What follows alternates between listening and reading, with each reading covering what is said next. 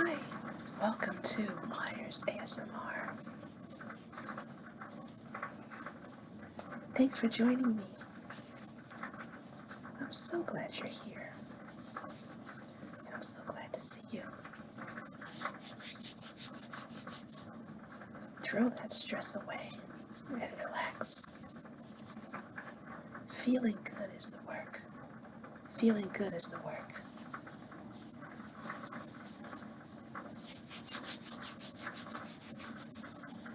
Well, let's get right into today's story time. I'm gonna pick up where I left off.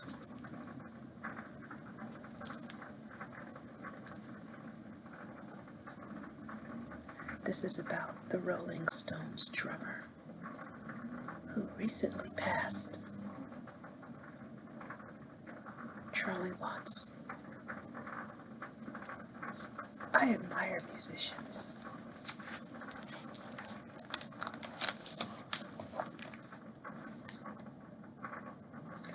So this is talking about his childhood.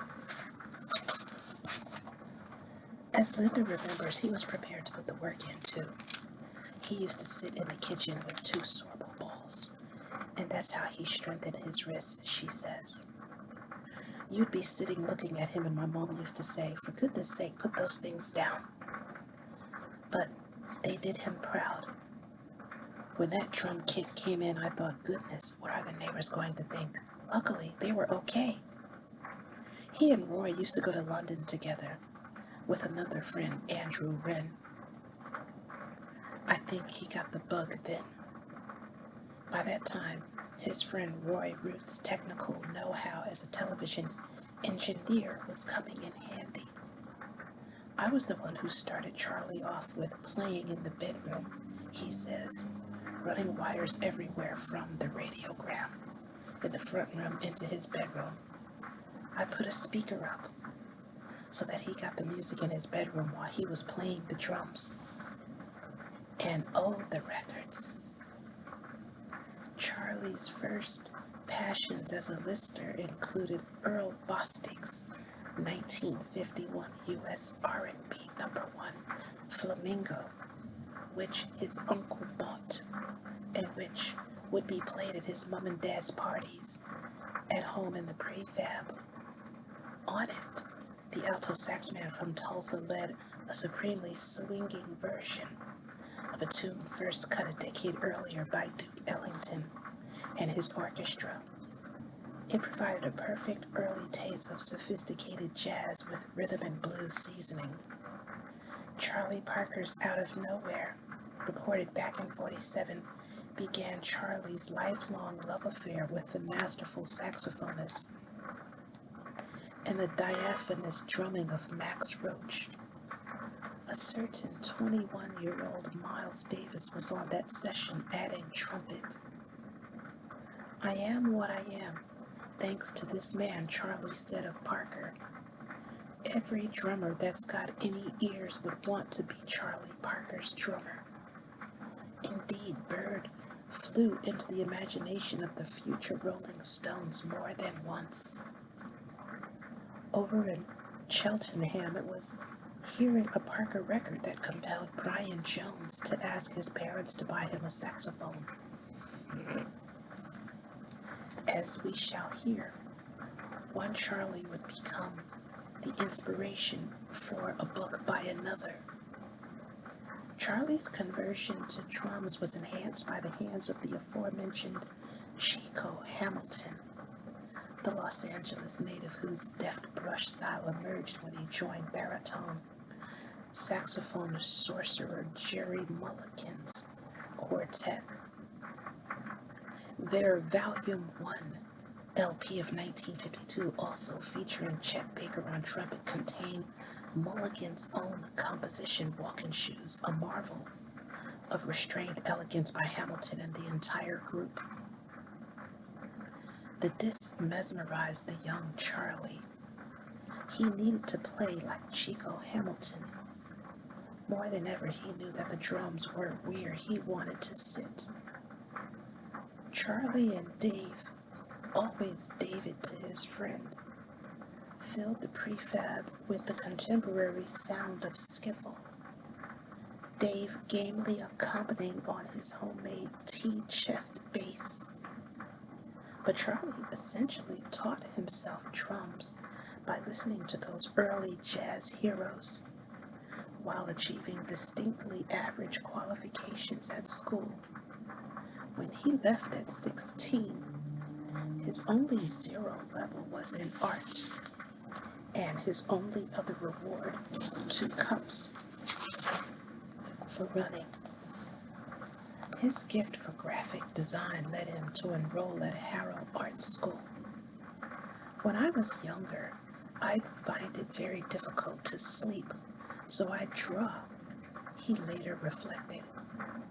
I did it for therapy and probably as a way of keeping me out of trouble. Says Dave, he was a tremendous artist. I know he had aspirations to be a graphic illustrator, but he failed one of the exams or something. I don't know how, because he was very good. So that was a bit of a setback to him, I think. That's when he started getting more into the playing thing.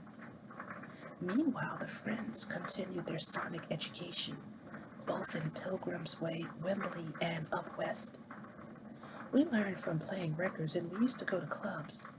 Says Dave, we went to the 100 Club together to see Humphrey Littleton's band. That was in about 1958. Later on, I joined Humph in 65 and stayed for 18 years. Charlie loved Eddie Taylor's drums in that band, and it was Brian Brocklehurst on bass. We sat there avidly. You listen and you watch the relationship between the bass and drums, and you're playing records and you copy. Charlie would play along with the records as I did. I was brought up on this thing of looking at certain people play, Charlie explained. When I used to go to local dance halls, I never danced. I used to go and stand near the drummer and watch him play. And my favorite ones were invariably Black Americans. And they played a music called jazz. That's what I wanted to play like. Charlie's inbuilt self-doubt came through when he talked about those days on Desert Island Disc in 2001. I'm a halfway there person, he said. When I was young, I should have had lessons. I should have learned to read properly, but I preferred the glitter. By 1958, they had gigs of their own. North London jazz outfit, the Joe Jones 7, were looking for new recruits after their bassist and drummer were called up for national service. Jones lived at Meadowbank Road, Kingsbury, not far from Charlie and Dave in Pilgrim's Way. His first real name is Brian, not to be confused with the Stones' original leader and co-founder, nor with the American drummer, Joe Jones, whose definitive work with the Count Basie Orchestra was much admired by Charlie. I knew a scale of B-flat, remembers Dave, who'd been playing in a skiffle outfit. I got this real bass, started learning it, and then we heard about this band doing auditions. It was a Dixieland mainstream band, and we'd been listening to those kind of records anyway. So we just turned up. We didn't ever think we'd get through it. But as Brian recently told me, nobody else came anyway. It was either us or nobody, so we got the gig. Neither of us were interested in doing solos. He adds, we just wanted to sit there and swing for the band. That attitude never changed in him, and basically in me neither. We're both team players. Any band I play with, I play for the band, for the music to fit in. That's what Charlie did.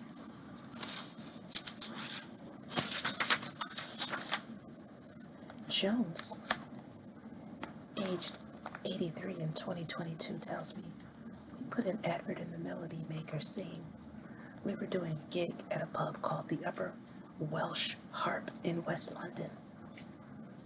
West Hendon. They read it and came along, and they were the only two that turned up.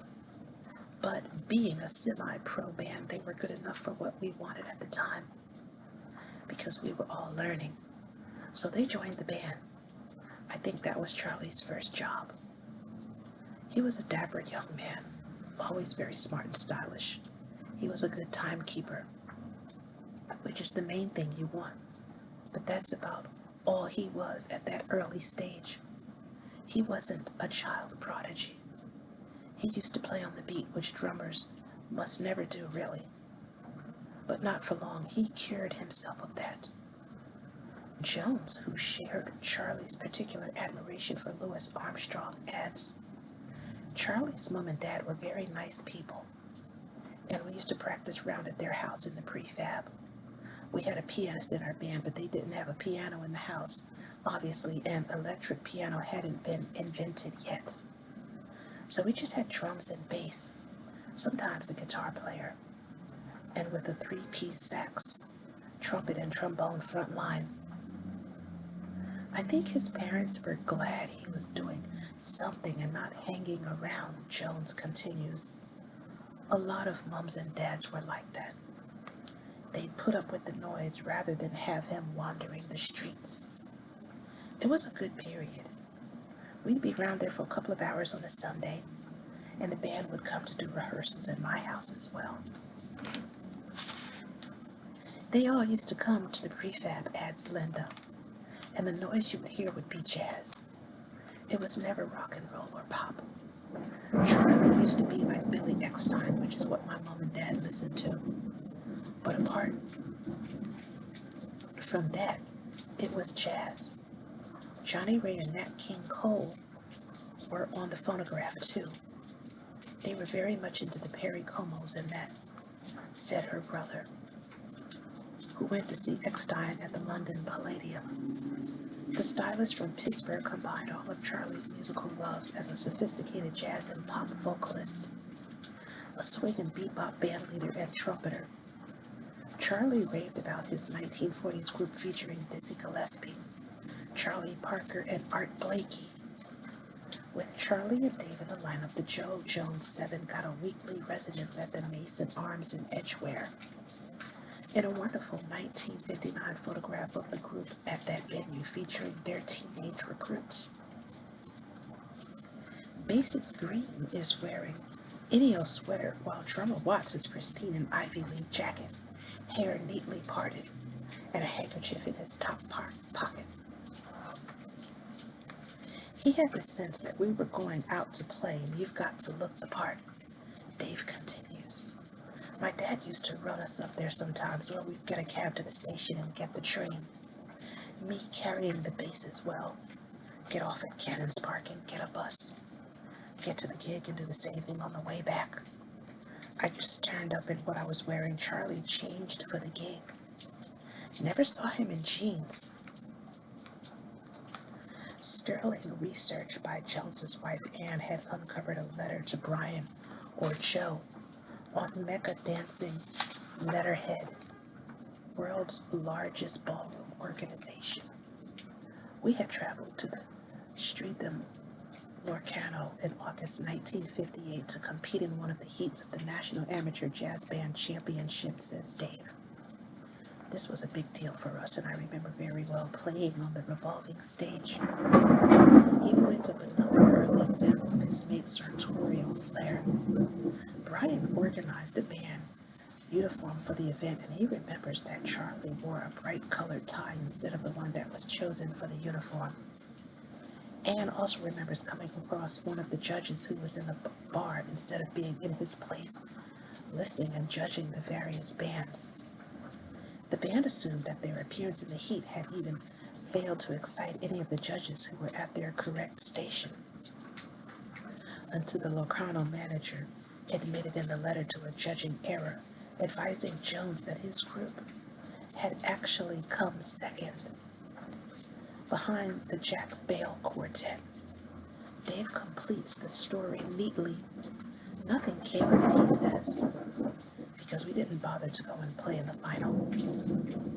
Recalls Jones, there was a lot of jazz then. You could play in pubs all over London, and we were doing little dance band things as well. anniversaries, weddings, things like that, and playing a few pop songs of the period. None of us were out and out moldy figs, as they used to call purist jazzers. If there was a gig coming up, you could earn 10 bob. If it was a really good one, 30 bob. That Mason's Arms gig, I don't think we even got paid. We got free beer. Charlie was drinking orange juice. At an August 1959 date at the Edgewater Jazz Club, Charlie was on drums and Dave on bass, as the now renamed Joe Jones All-Stars worked through a set containing George Gershwin's Summertime, bluesy staples such as St. James Infirmary Blues, St. Louis Blues, and Woody Herman's Goosey Gander. Sometimes it would be Charlie's dad driving them with a double bass and a drum kit in the back. On other occasions, the friends got the bus, cramming their equipment in the luggage holding on the platform. One time the drum rolled out and down the road. A charitable conductor stopped the bus to let them retrieve it. Well, that completes today's story time. Hey, if you like what I'm doing here, like and subscribe. Donate to my Cash App. Catch me in the next video. Remember, feeling good is the work. May you find lasting happiness. Bye.